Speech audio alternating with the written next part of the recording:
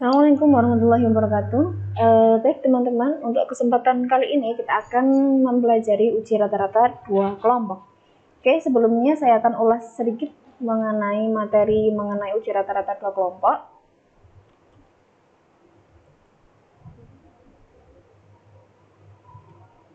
Nah, untuk uji rata-rata dua kelompok bisa menggunakan uji T. Nah, uji T atau t-test adalah prosedur pengujian parametrik rata-rata dua kelompok data, baik datanya terkait maupun dua kelompok bebas. Maksudnya seperti apa? Maksudnya di sini untuk pertama untuk pengujian parametrik. Nah, untuk pengujian parametrik berarti kita memerlukan uji prasyarat seperti yang sudah kita bahas minggu kemarin. Nah, kemudian untuk uji perbedaan rata-rata dua kelompok, maka hubungan antara kedua kelompok itu bisa datanya terkait maupun datanya itu bebas. Seperti itu. Nah, selanjutnya t-test atau uji T adalah uji statistik yang digunakan untuk menguji kebenaran atau kepalsuan hipotesis nol. Seperti uji hipotesis yang lain, maka saat kita menguji statistik inferensial, kita memerlukan dua macam hipotesis, yaitu H0, hipotesis 0, serta H1 atau hipotesis alternatif. Nah, nanti ini akan kita bahas selanjutnya. Uji T di sini ada beberapa macam ya. Ada satu sampel, ada dua sampel. Nah, dua sampel bisa sampelnya itu berhubungan atau dependen, bisa terpisah. Kalau contoh untuk sampel yang berhubungan adalah misalkan dua sampel yang mereka itu saling terpaut, misalkan kelompok suami dan istri, kan nggak mungkin itu berdiri secara sendiri-sendiri, karena yang namanya suaminya A, istrinya B ya gadoannya ya seperti itu. Jadi untuk dua sampel dia bisa jadi berhubungan atau bisa jadi terpisah. Untuk yang terpisah, misalkan kita melakukan survei kepuasan, misal kita mendapatkan data mengenai kepuasan layanan, kemudian kita juga mendapatkan data survei kinerja karyawan misalnya. Itu kan digunakan untuk survei kualitas layanan terhadap pengaruh kinerja karyawan terhadap kepuasan konsumen. Oke, selanjutnya ada paid sample t-test atau uji dua sampel berpasangan. Nah, satu kelompok dengan dua perlakuan yang berbeda atau membandingkan nilai rata-rata dua kelompok yang berpasangan. Seperti yang saya contohkan tadi, bisa jadi membandingkan misalkan kecenderungan seorang suami dan kecenderungan seorang istri. Nah, dia kan sebenarnya ada dua kelompok, namun dua kelompok itu terkait atau berhubungan dalam ikatan pernikahan. Jadi nggak bisa diacak, nggak bisa terlalu diacak seperti itu. Ciri-cirinya, nah level pengukuran datanya interval atau rasio. Kemudian data minimalnya itu 10 sampel. Nah, bagaimana kalau misalkan kurang dari 10 sampel? Ada literatur yang mengatakan bahwa kita tetap sah menggunakan uji sampel menggunakan t-test, nggak apa-apa. Kemudian ciri utamanya berasal dari satu populasi sebenarnya, hanya diberi dua perlakuan yang berbeda. Seperti tadi dicontohkan, misalkan kita mau meneliti kecenderungan seseorang, hanya ternyata dalam populasi ini ada dibedakan kecenderungan seorang suami dan kecenderungan istrinya, maka dia tetap saja dua kelompok yang berbeda namun berhubungan, seperti itu, tetap berhubungan ya. Nah, datanya berdistribusi normal. Jadi kita perlu melakukan uji normalitas dulu sebelum melakukan uji paired sample t-test ini. Selanjutnya, jenis uji T yang lain adalah one sample t-test atau uji satu sampel. Uji satu sampel teknik analisis ini untuk membandingkan satu variabel bebas. Nah, teknik ini digunakan untuk menguji apakah nilai tertentu yang diberikan beda nggak sih dengan rata-rata data yang kita peroleh? Ciri-cirinya, level pengukurannya sama ya seperti tadi, cuma ciri utamanya itu ada angka pembandingnya. Misalkan saya melakukan suatu survei terhadap mahasiswa MPI di IAIN Purwokerto. Nah, saya melakukan survei IPK misal. Nah, IPK terhadap mahasiswa MPI di IAIN Purwokerto, saya mau menguji apakah data IPK yang saya temukan ini, apakah sama nggak sih dengan rata-rata yang saya inginkan. Misalkan saya ingin menguji apakah rata-ratanya itu IPK-nya 3,5 misal, nah itu bisa menggunakan one sample t-test dengan datanya tetap harus memenuhi distribusi normal. Selanjutnya ada independent sample t-test atau dua sampel yang bebas. Nah, uji T ini membandingkan dua kelompok yang berbeda atau bisa jadi membandingkan nilai rata-rata dua kelompok yang independen. Ciri-cirinya hampir sama, cuma yang berbeda adalah ciri utamanya. Berasal dari dua populasi yang diambil secara bebas tanpa ada hubungan. Saya ambil contoh, misalkan saya meneliti siswa di suatu sekolah. Nah, populasinya dalam suatu sekolah ya.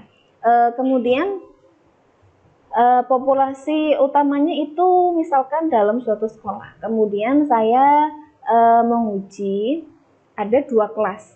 Ada dua kelas, yang satu saya beri perlakuan khusus dalam artian misalkan pas pelajaran saya beri game atau beri LKS dan seterusnya. Tapi untuk yang kelompok yang lain misalkan saya biarkan pembelajarannya berjalan seperti biasa saja. Nah, dia nanti contoh masuk ke independent sample t-test. Kita juga bisa menguji perbedaan rata-rata antar kelompok menggunakan ANOVA atau Analysis of Variance. Analysis of Variance atau ANOVA itu adalah salah satu teknik analisis multivariat. Jadi, untuk ANOVA ini kita bisa menguji lebih dari dua. Sedangkan kalau uji T kita terbatas pada dua sampel, tapi kalau misalkan ANOVA kita bisa menguji sampai K kelompok. Jadi lebih dari dua itu bisa. Analisis varian termasuk kategori analisis parametrik. Jadi untuk statistik parametrik kita perlu uji pendahuluan atau uji prasyarat seperti yang kemarin sudah kita bahas. Ada uji normalitas, datanya harus normal, dan variansinya itu harus homogen, ya, harus homogen juga, homogen.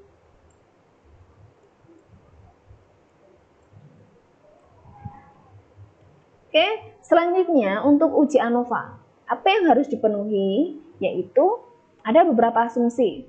Sampelnya harus independen, jadi tidak bisa sampelnya itu berpasangan, itu nggak bisa. Kemudian varian antar kelompok itu harus homogen, serta distribusinya harus normal. Selanjutnya kita akan beralih ke contoh kasus. Kemudian dari contoh kasus tersebut saya akan contohkan bagaimana menganalisis datanya. Baik, selanjutnya kita akan membahas contoh kasus. Nah, di sini saya memiliki sebuah kasus orang mahasiswa meneliti efektivitas strategi TTW ya, Think, Talk, Write, terhadap kemampuan berpikir kritis siswa. Nah, mahasiswa ini ingin menguji apakah pembelajaran yang pakai TTW ini lebih baik nggak sih dari pembelajaran yang biasa dilakukan, dengan ditinjau dari kemampuan berpikir kritis siswa. Nah, di sini disajikan data hasil penelitiannya ya seperti ini. Nah, di sini saya hanya mengambil data 17 saja, nggak apa-apa, kurang dari 30 menggunakan uji T.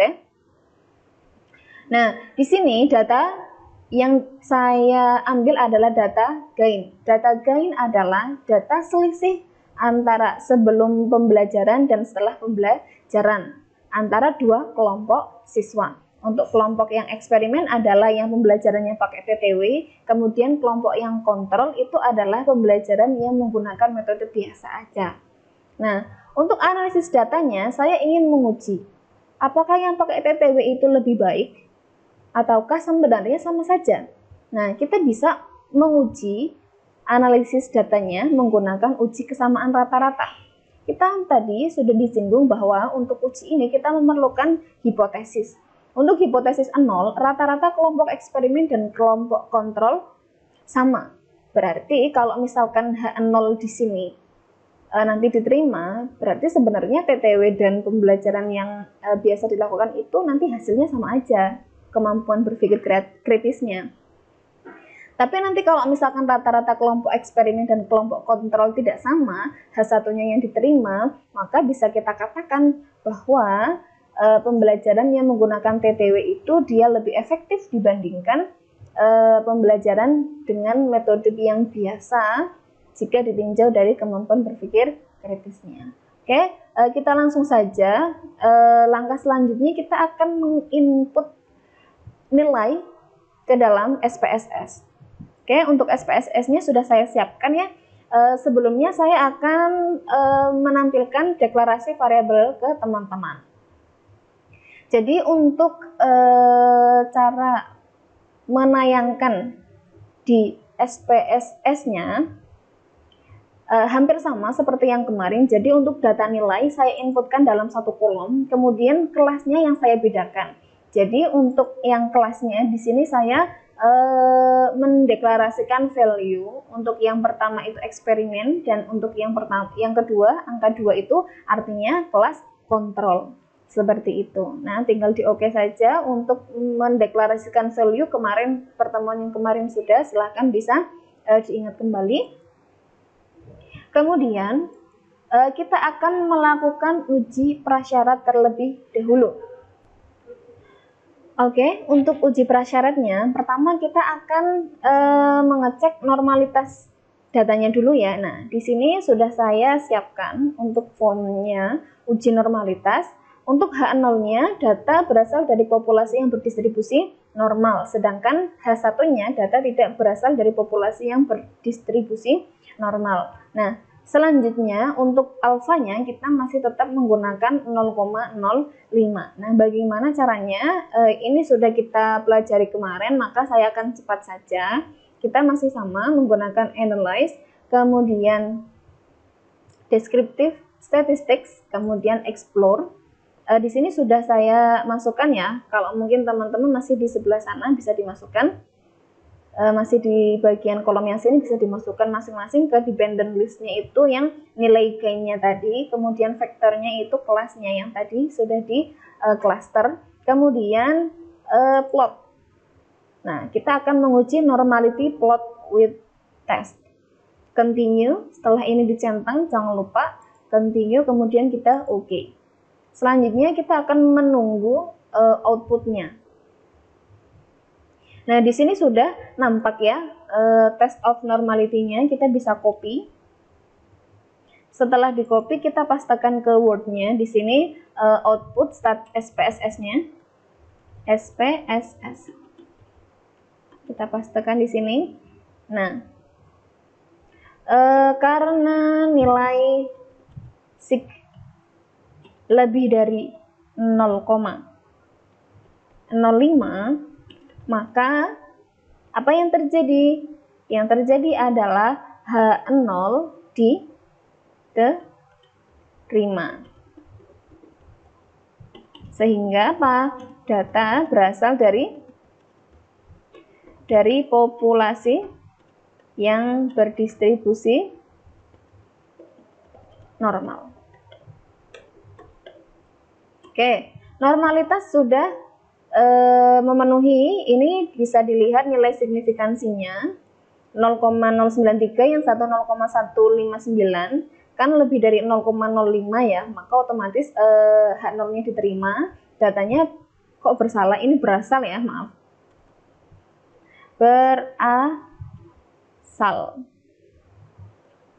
berasal dari populasi yang berdistribusi normal. Oke, selanjutnya kita akan uji homogenitas.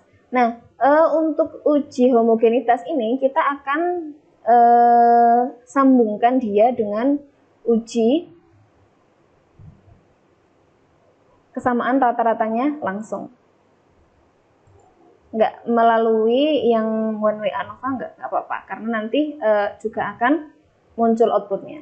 Oke, untuk cara menguji rata-rata kita menggunakan analyze, kemudian compare means, kemudian kita menggunakan di sini compare means kan ada one sample t-test, independent sample t-test, kemudian paired sample t-test, ada one way ANOVA. Nah, karena kita menggunakan dua buah kelompok yang dia saling bebas, nggak ada keterikatan apapun, maka kita menggunakan independent sample t-test.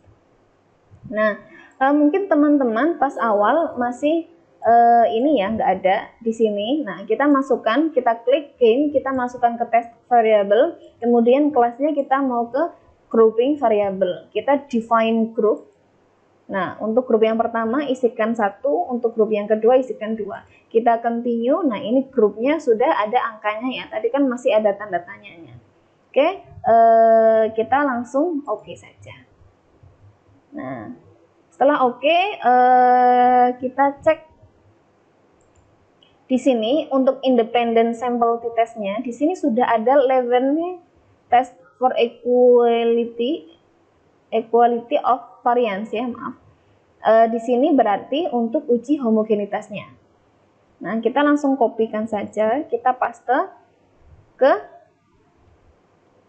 ini. Nah, oke, ini untuk yang Levene test itu berarti karena nilai signifikan Levene test lebih dari 0,05,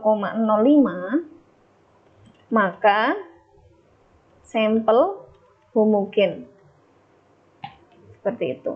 Kemudian untuk uji kesamaan rata-rata masih sama ya. Tadi kita menggunakan uji yang sama, kita tinggal pastekan saja. Kemudian diatur supaya nampak hasilnya. Nah,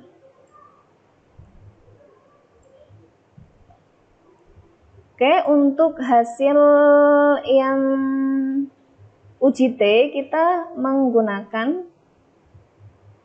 yang ini ya.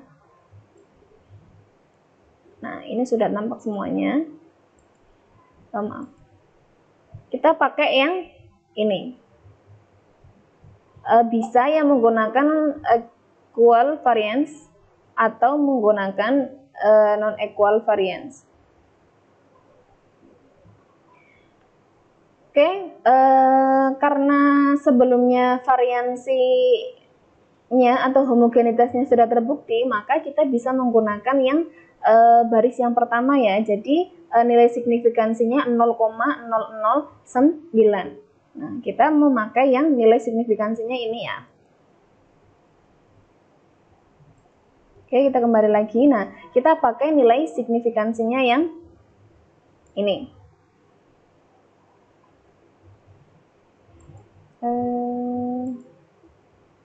Oke, kita menggunakan yang ini ya, 0,09. Karena apa? Kenapa kok menggunakannya equal variance ini? Karena tadi kita sudah menguji homogenitasnya sudah terpenuhi. Maka kita pakainya untuk skor yang baris pertama. Karena nilai signifikansinya kurang dari 0,05, dia kan 0,09 kan 0, kurang dari 0,5, maka H0 ditolak. Apa yang terjadi saat H0 ditolak? Otomatis yang diterima adalah H1, sehingga rata-rata kelompok eksperimen dan kelompok kontrol tidak sama. Kesimpulannya ini ya, sehingga rata-rata kelompok eksperimen dan kelompok kontrol tidak sama. Dapat disimpulkan bahwa pembelajaran TTW lebih efektif dibandingkan pembelajaran konvensional ditinjau dari kemampuan siswa. Nah, ini nanti silakan disesuaikan dengan datanya teman-teman ya. Baik, seperti itu untuk uji 2 sampel. Untuk uji rata-rata 2 sampel, terserah nanti teman-teman mau menggunakan independent sample test boleh, atau menggunakan yang satu sampel juga nggak apa-apa, ataupun nanti kalau misalkan data berpasangan menggunakan paired sampel juga is okay. Oke, silakan selamat mencoba teman-teman. Nanti kalau ada yang akan ditanyakan, silahkan tanyakan di platform diskusi yang lain. Terima kasih, kurang lebih mohon maaf. Assalamualaikum warahmatullahi wabarakatuh.